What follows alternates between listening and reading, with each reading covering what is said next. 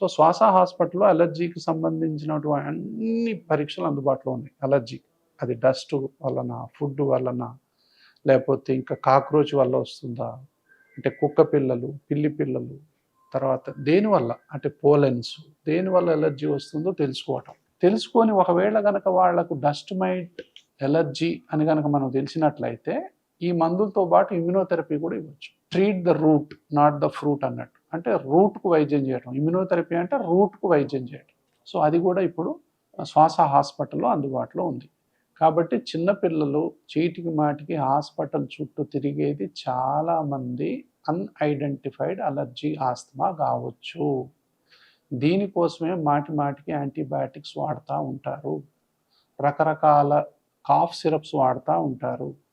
రకరకాల అంటే ఇంకా ఎన్ని రకాలు వాడాలనో మందులు అన్ని రకాలు వాడతారు. వీళ్ళు ఎన్ని మందులు వాడినా, ఎన్ని హాస్పిటల్‌లు తిరిగినా, ఎంతమంది డాక్టర్లను మార్చినా, అది హోమియోపతి, అలోపతి, ఆయుర్వేదం, యునాని, కొంతమందైతే అన్ని రకాలు వాడి చూస్తారు. అయినా తగ్గకపోయినా సో వీళ్ళల్లో అలర్జీ ఆస్తమా ఉండొచ్చు.